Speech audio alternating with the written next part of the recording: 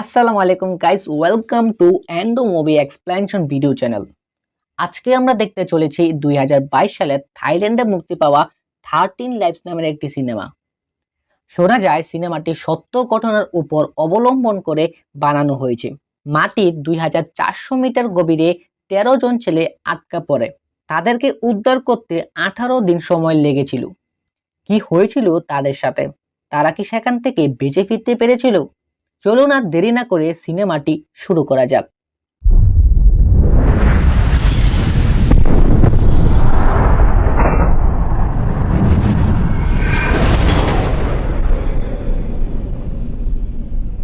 Cinema শুরুতে আমরা দেখতে পাই অনেকগুলো বাচ্চা ফুটবল মাঠে ফুটবল খেলছে। সেদিন এই জুনিয়র ফুটবল টিম একটা ম্যাচ জিতে যায়। ওই দিনই আবার তাদের দলের সবচেয়ে ছোট ছেলেটির জন্মদিন ছিল। সেই বাচ্চাটির জন্মদিনকে বিশেষ করে সেলিব্রেট করে তুলতে কোচ তাদেরকে নিয়ে সেখানকার কাছাকাছি একটা গুহায় যাওয়ার সিদ্ধান্ত নেয়।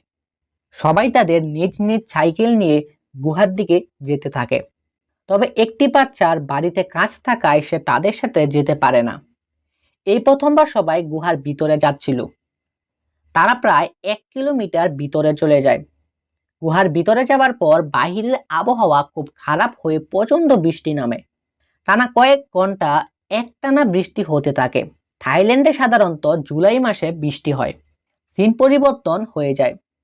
আমরা দেখতে পাই ছোট বাচ্চাটির বাবা মা তার বার্থডে পার্টির ব্যবস্থা করে। তবে তাদের কাছে সবচেয়ে অবাক করা বিষয় হলো তারা এখনো পর্যন্ত কেউ বাড়িতে ফিরেনি।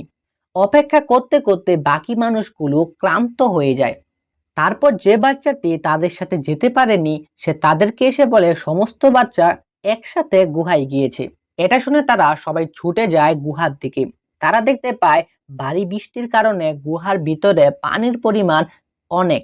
এই অবস্থা দেখে তারা ইমার্জেন্সি সার্ভিস অর্থাৎ যারা জরুরি সেবা প্রদান করে তাদেরকে খবর দেয়। রেস্কিউ টিমের ডুবুরিরা গুহার ভিতরে যায়, যেখানে পুরো গুহা পানিতে ভরপুর ছিল। ডুবুরিগুলো গুহার ভিতরে টি জংশন নামের একটি জায়গা পর্যন্ত গিয়েছিল। তারা এক পর্যায়ে পানির স্রোতের কারণে আর যেতে পারেনি, তাই তারা সেখান থেকেই ফিরে এসেছে। যতটুকু পর্যন্ত তারা গিয়েছে ততটুকুর মধ্যে কোনো প্রাণের অস্তিত্ব পায়নি। এর মানে যে 13 জন গুহার ভিতরে গিয়েছে তারা হয়তো গুহার আরো ভিতরে রয়েছে, জীবিত কিংবা মৃত। পরের দিনও বৃষ্টি পড়তে থাকে, বন্ধ হওয়ার নাম নিচ্ছিল না। বৃষ্টির কারণে গুহার ভিতরে পানির পরিমাণ আরো বেড়ে যাচ্ছিল। পাম্প ব্যবহার করে গুহার ভিতর থেকে পানি বের করার চেষ্টা করা হয়।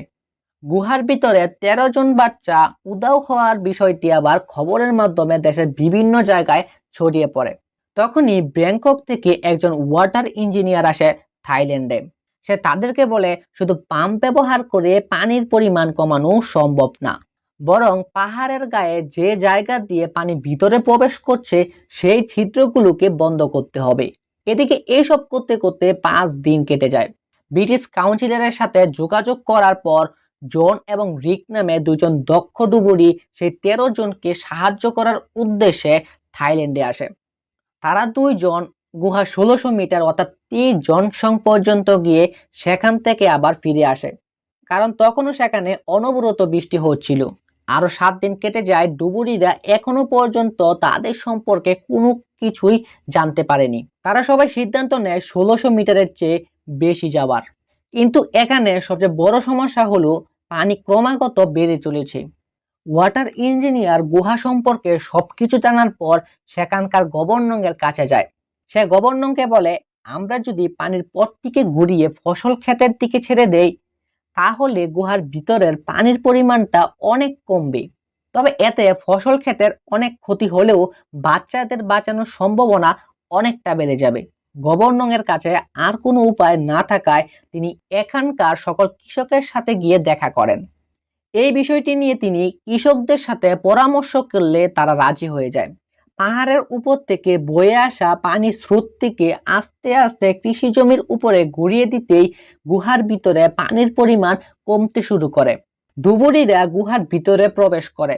এবার তারা 2200 মিটারের চেয়েও বেশি পাড়ি দেয়, কিন্তু তখনও কোনো আশার আলো খুঁজে পায় না।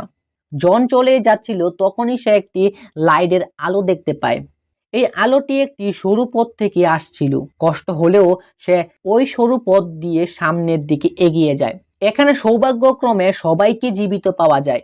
জন তাদেরকে দেখে খুব খুশি হয়, কিন্তু ক্ষুধার জ্বালায় সবার অবস্থা ছিল খারাপ। তারা প্রায় 10 দিন ধরে খায়নি। বাহিরের অবস্থা সম্পর্কে তাদের কোনো ধারণাই নেই। রিক এবং জন তাদের একটি ভিডিও তৈরি করে।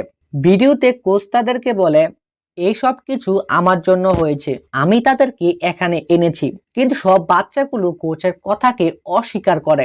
তারা জানায় কোচের কারণে তারা এখনো পর্যন্ত বেঁচে রয়েছে। কোচ তাদেরকে মেডিটেশন শেখায় এবং বেঁচে থাকার সাহস জাগায়।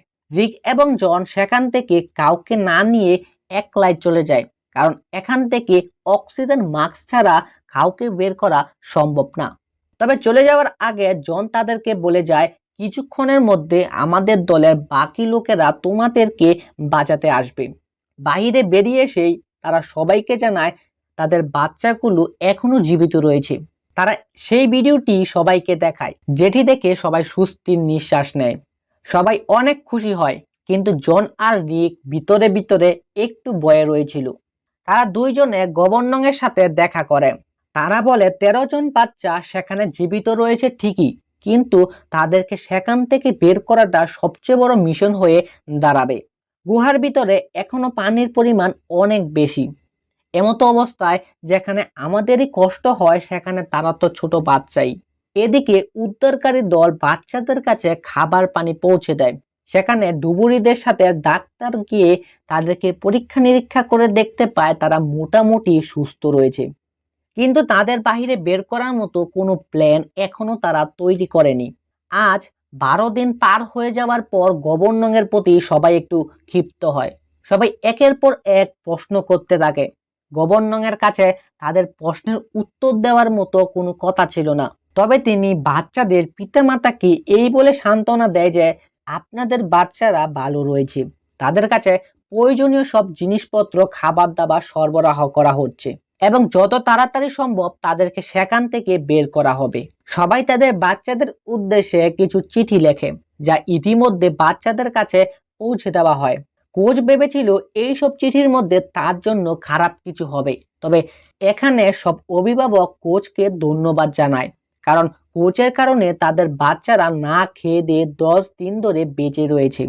অন্যদিকে জন এবং রিক বাচ্চাদেরকে গুহা থেকে বের করে আনতে একজন অ্যানেস্থেসিওলজিস্টকে ডাকে, কারণ তারা প্ল্যান করে ইনজেকশন দিয়ে বাচ্চাদের অজ্ঞান করে অক্সিজেন মাস্ক লাগিয়ে বাহিরে বের করে আনবে। কিন্তু ডাক্তার তাদের প্ল্যানটা মোটেও পছন্দ করে না। তিনি বলেন বাচ্চারা যদি অর্ধেক রাস্তায় ঘুম থেকে উঠে যায় তাহলে জিনিসটা আরো বেশি ভয়ঙ্কর হয়ে যাবে। তবে তাদের কাছে এই একটাই মাত্র প্ল্যান ছাড়া আর কোনো প্ল্যান ছিল না। এর মধ্যে আমরা গুহার ভিতরের দৃশ্য দেখতে পাই, যেখানে উদ্ধারকারী দল কিছু গুরুত্বপূর্ণ জিনিস বাচ্চাদের কাছে পৌঁছে দিতে ব্যস্ত ছিল। একজন ডুবুরি বাচ্চাদের কাছ থেকে ফেরত আসছিল, তখনই তার পা গুহার একটি দড়ির সাথে আটকে যায়। সে তার পাটিকে ছাড়াতে অনেক চেষ্টা করে, কিন্তু তার এইসব চেষ্টার কারণে অক্সিজেনের সিলিন্ডারটি ফুটো হয়ে যায়। যেহেতু ডুবুরিটি পানির ভিতরে ছিল আর সময় মতো অক্সিজেন নিতে পারেনি, তাই সে সেখানেই মারা যায়। সবার মধ্যে থেকে একজন মারা যাওয়ায় দলটি একটু ভেঙে পড়ে। অন্যদিকে ডাক্তার এবং উদ্ধারকারী দল বুঝতে পারে রিক আর জন যে প্ল্যানটি তাদেরকে দিয়েছিল বাচ্চাদের গুহা থেকে বের করে আনার জন্য, এই প্ল্যানটি একেবারে সঠিক। কারণ যেখানে এত বড় একজন ডুবুরি আতঙ্কিত হয়ে মারা গিয়েছে, সেখানে বাচ্চারা এখানে ছোটই। রিক এবং জন গভর্নরকে তাদের প্ল্যান সম্পর্কে বিস্তারিতভাবে বলে। গভর্নর সেই প্ল্যান অনুযায়ী সবকিছু করতে রাজি হয়ে যায়। রাতে ডাক্তার ডুবুরিদের শিখায় কিভাবে বাচ্চাদের ইনজেকশন দিয়ে অজ্ঞান করতে হবে। পরের দিন সকালে তারা তাদের মিশন শুরু করে। গুহার বাহিরে অনেক মানুষের দল নামে।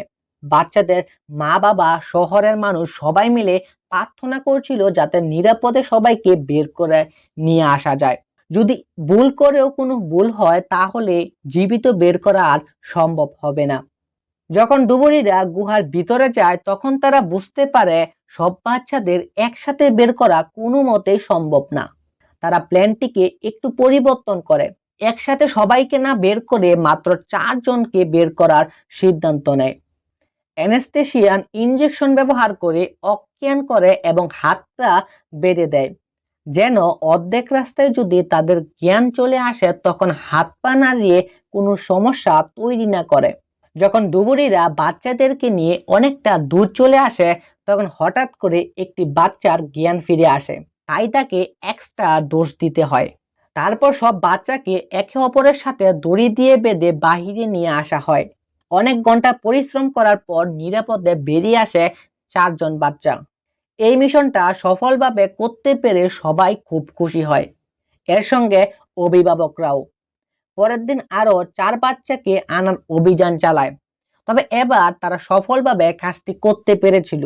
এবার গুহার ভিতরে বাকি ছিল 5 জন, 4 জন বাচ্চা আরেকজন হলেন কোচ।